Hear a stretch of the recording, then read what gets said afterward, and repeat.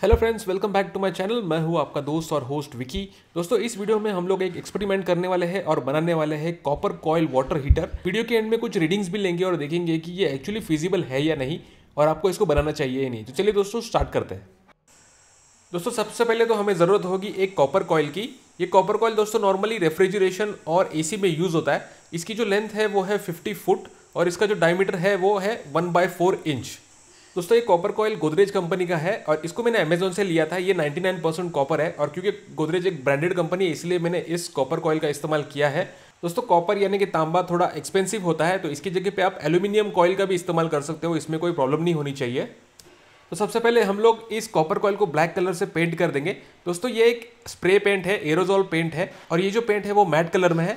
आपको कभी भी ग्लॉस वाला पेंट इस्तेमाल नहीं करना है। ये नॉर्मली आपको किसी भी ऑटोमोबाइल शॉप में मिल जाएगा और ये जो स्प्रे पेंट होते हैं दोस्तों वो 4 टाइम्स ज़्यादा महंगे होते हैं लिक्विड कलर से। तो अगर आप टाइट बजट पे हो तो आप उसके बारे में भी सोच सकते हो और जस्ट ब्रश लगा के इसको पेंट कर सकते हो।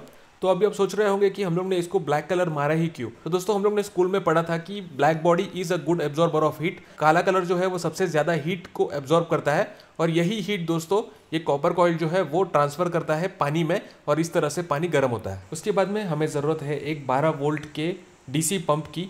दोस्तों, इसका करंट कंजम्पशन है 300 मिली एम्प। तो इसका मतलब इसका जो वोल्टेज कंजम्पशन है वो है 3 से 4 वॉट। इसका वाटर सर्कुलेशन का कैपेसिटी है 240 लीटर्स पर आवर और ये जो पंप है वो पानी के सर्कुलेशन में मदद करेगा और हीटिंग जो है वो यूनिफॉर्मली हो पाएगी पानी की।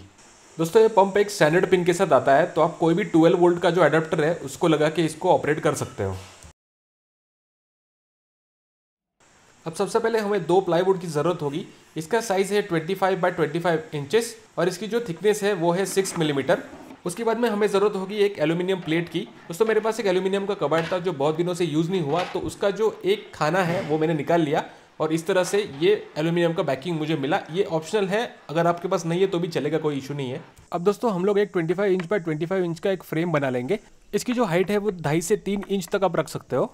अभी जो 25 बाय 25 इंच का जो बोर्ड हम लोग ने बनाया था उसको हम लोग इस फ्रेम पे लगा देंगे, तो ये हमारा lower side of water heater हो जाएगा। अब जो हमारा दूसरा प्लाई है उसको हम लोग 20 बाय 20 इंचेस के साइज़ के हिसाब से कट कर लेंगे। इसमें कॉपर का कॉइल है वो आराम से बैठ जाएगा। अब हम लोग एक और फ्रेम बनाएंगे जो 20 बाय 20 इंच साइज़ का होगा और ये जो सेकेंड वाला प्लाईबोर्ड है इसको हम लोग इस फ्रेम के ऊपर रख देंगे। अब दोस्तों, इस फ्रेम पे हम लोग एक एल्यूमिनियम का बैकिंग लगा देंगे। एल्यूमिनियम एक गुड कंडक्टर है हीट और इलेक्ट्रिसिटी का, तो ये जो हम लोग बैकिंग लगाएंगे इसकी वजह से हीट जो है वो यूनिफॉर्मली ट्रांसफर या डिस्ट्रीब्यूट हो जाएगा।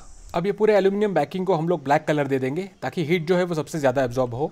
उसके बाद में सबसे इंपॉर्टेंट पार्ट आता है इस प्रोजेक्ट का, जो कि है इंसुलेशन का।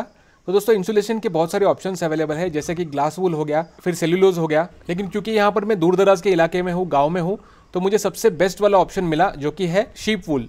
अब दोस्तों, ये मुझे मिला है मेरे जान पहचान वालों के एक लोकल फार्मर थे, लोकल शेपर्ड थे, जिन्होंने ये मुझे फ्री में दिया है। उसके बाद में मैंने इसको अच्छी तरह से डिटर्जेंट से वॉश कर दिया और उसके बाद मैंने अभी उसको सुखाने के लिए रखा है। अब दोस्तों, कॉपर कॉइल को हम लोग ने इस फ्रेम पे माउंट कर दिया है और इस फ्रेम को अटैच किया है एल्यूमिनियम के इस छोटे से पट्टी से। दोस्तों, यहाँ पर हम लोग ने प्लास्टिक या नायलॉन का इस्तेमाल नहीं किया क्योंकि टेम्परेचर बढ़ सकता है और प्लास्टिक जो है वो आराम से खराब हो सकता है, इसलिए हम लोग ने यहाँ पर सब मेटल का इस्तेमाल किया है। अब दोस्तों, ये जो इंसुलेशन है इसको हम लोग दोनों फ्रेम के बीच में जितना हो सके उतना ठूस सकते हैं, तो इसमें कुछ एयर बचेगी नहीं और जो हीट है वो आराम से ट्रैप हो जाएगा। इसके बाद में हम लोग ने 4 स्क्रू लगाकर दोनों फ्रेम को एक दूसरे से टाइट कर दिया है। बीच में होल है और वहाँ पे इंसुलेशन भरा हुआ है। अब जितनी भी खुली जगह थी उसको हम लोग ने इस तरह से पट्टी लगाकर बंद कर दिया है और फाइनली हम लोग ने इसको वापस एक बार पेंट कर दिया है ब्लैक। अब दोस्तों, बाहर वाले फ्रेम के ऊपर हम लोग लगाएंगे एक ग्लास जो कि 25 इंच बाय 25 इंच साइज़ का है। ये दोस्तों क्लियर ग्लास है। इसमें दोस्तों रिफ्लेक्टिविटी कम होती है, इसके लिए इसकी वजह से इसका एफिशिएंसी बढ़ेगा। उसके बाद में मैंने लिया है एक टायर ट्यूब। ये रबर ट्यूब दोस्तों सील का काम करेगा। अब दोस्तों, स्क्रू और क्लिप की मदद से हम लोग इस ग्लास को इस बॉडी पे अटैच कर देंगे। अब दोस्तों, एक और चीज़ आप कर सकते हो इस प्रोजेक्ट में जो कि है सिलिकॉन सीलेंट। तो सिलिकॉन से आप इसको सील कर सकते हो ताकि जो हीट है वो लीक ना हो। मैंने इस वीडियो में नहीं किया क्योंकि जो सिलिकॉन सीलेंट है वो मुझे मिल नहीं रहा था। तो फाइनली दोस्तों, ये कंप्लीट करता है अपना सोलार वाटर हीटर का कंस्ट्रक्शन। अब चलिए दोस्तों, कर लेते हैं कुछ एक्सपेरिमेंट्स। सबसे पहले एक्सपेरिमेंट में दोस्तों हम लोग ने 1 लीटर पानी लिया है। ये जग है, इसका जो मार्किंग है वो 1 लीटर का है। तो 1 लीटर पानी को कितना टाइम में ये हीट करता है और कितना डिग्री तक ये हीट कर सकता है वो हम लोग देख लेंगे।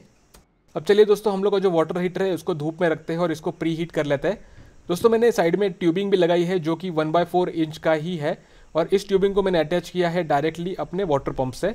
अब दोस्तों ये जो एक्सपेरिमेंट हम लोग ने किया है वो है मार्च के सीज़न में। मार्च में दोस्तों गर्मियों की शुरुआत होती है, लेकिन ये जनवरी फरवरी में मैंने इसको यूज़ किया था और 25% ज़्यादा टाइम नॉर्मली लगता है मार्च से।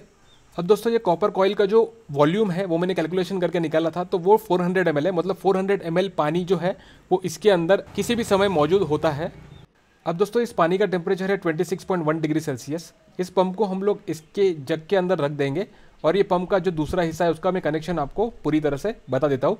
तो ये देखिए, ये ट्यूबिंग जो है वो पंप से निकल के इस तरह से यहाँ पर जा रही है और यहाँ पर ये मैंने जॉइंट मारा है, ये फिर अंदर जाएगा कॉइल के अंदर और कॉइल से फिर पानी गर्म होकर जो बाहर निकलेगा वो इस तरफ से ऐसे, और इस ट्यूब से वो पीछे की साइड से ऐसे बाहर आएगा। तो ये जो आउटपुट का ट्यूब है दोस्तों, इसको हम लोग वापस से जग के अंदर रख देंगे ताकि जो हमारा सर्कुलेशन है वो पूरा कंप्लीट हो जाए। अब दोस्तों मैंने बटन चालू कर दिया है और यहाँ पर मैं स्टॉप वॉच का टाइमर भी चालू कर देता हूँ, तो टेम्परेचर दोस्तों बढ़ना स्टार्ट हो जाएगा। एक चीज़ आपको यहाँ पर नोट करनी है कि इसमें ऑलरेडी 400 ml पानी जो है वो ऑलरेडी गर्म हुआ मौजूद है, जो कि ऑलमोस्ट 65 डिग्रीज तक गर्म हुआ होता है। ये पानी मैंने एक्चुअली निकाला नहीं है क्योंकि मैं आपको एक रियल लाइफ सिनेरियो बताने वाला हूँ, क्योंकि नॉर्मली जब कभी भी आप इसको यूज़ करोगे तो ये पानी आप डेफिनेटली निकालोगे नहीं।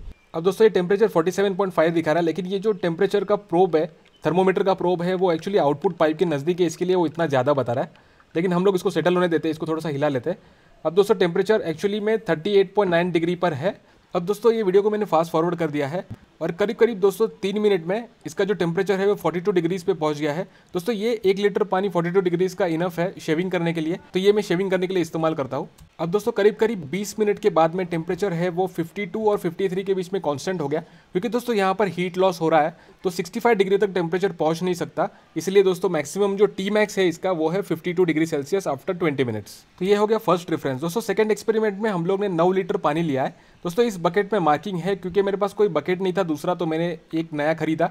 इस चीज़ के लिए दोस्तों लाइक तो बनता है। अब दोस्तों टाइम हो गया है 11:18 और मैंने बटन को चालू कर दिया है और करीब करीब दोस्तों 34 मिनट के बाद में जब टाइम हुआ था 11:52 तब मैंने टेम्परेचर का रीडिंग लिया, तो ये है 38.7 डिग्री सेल्सियस, जो कि 10 degrees rise in temperature after 34 minutes. अब दोस्तों नेक्स्ट रीडिंग मैंने ली 12:54 को, करीब करीब 1 घंटे के बाद में, क्योंकि मेरा वर्क फ्रॉम होम चालू था दोस्तों, तो इसकी वजह से मैं बीच में रीडिंग नहीं ले पाया क्योंकि एक अर्जेंट मीटिंग आ गई थी। लेकिन मेरा जो एक्सपीरियंस है उसके हिसाब से 1 घंटे में दोस्तों पानी 42 से 44 डिग्रीज तक हीट हो जाता है और 1.5 घंटे के बाद में दोस्तों 47.8 डिग्रीज तक ये हीट हुआ है। अब दोस्तों एक नॉर्मल पर्सन को नहाने के लिए 12 से 15 लीटर पानी की ज़रूरत होती है और उसका टेम्परेचर नॉर्मली जो होता है वो होता है 42 डिग्री सेल्सियस पर। तो दोस्तों इसको भी हम लोग ने अगर 3 लीटर से डाइल्यूट कर दिया तो 47 से टेम्परेचर जो है वो 42 तक पहुंच जाएगा और एक आदमी के लिए नहाने का बंदोबस्त आराम से हो जाएगा। अब दोस्तों copper coil water heater practical है या नहीं ये मैं आप पे छोड़ता हूँ। दोस्तों ये जो सिस्टम है मैंने कंबाइन किया था मेरे और एक सोलर प्रोजेक्ट में। ये है दोस्तों सोलर बॉम्ब वाटर हीटर, जो कि एक नॉर्मल बॉम्ब होता है उसको ही मैंने सोलर में कन्वर्ट किया था। तो इस सोलर बॉम्ब में दोस्तों 37 लीटर्स पानी बैठता है और इसको गर्म होने के लिए दोस्तों करीब करीब 2 से 2.5 घंटा लगता है। लेकिन जब मैंने इन दोनों टेक्नोलॉजी को कंबाइन किया, दोनों हीटर को कंबाइन किया, तो 1.5 घंटे में दोस्तों 37 लीटर्स ऑफ वाटर आराम से नहाने के लायक हीट हो गया था। तो अगर आप इस कॉपर कॉइल को अगर किसी के साथ में या फिर सोलर बैच हीटर के साथ में यूज़ करोगे तो डेफिनेटली ये आपके लिए बहुत ही फायदेमंद होगा। लेकिन स्टैंड अलोन यूज़ के लिए मेरे हिसाब से ये इतना यूज़फुल नहीं है। लेकिन ये भी बात है कि आपने एक बार इसको बना लिया तो आपको 10 साल तक इसको देखने की ज़रूरत नहीं है, आपको 10 साल तक फ्री में पानी मिलेगा। तो दोस्तों ये था मेरा conclusion about solar copper coil water heater. तो मैं उम्मीद करता हूँ कि ये वीडियो आपको हेल्पफुल लगा होगा। प्लीज़ लाइक कीजिए, शेयर कीजिए, सब्सक्राइब कीजिए मेरे चैनल को। कुछ क्वेश्चंस हो, क्वेरीज हो, डाउट्स हो तो कमेंट बॉक्स में ज़रूर लिखना, इसको मैं ज़रूर उसका आंसर करूँगा। थैंक यू फॉर वॉचिंग और आप अपना ख्याल रखना। Bye bye.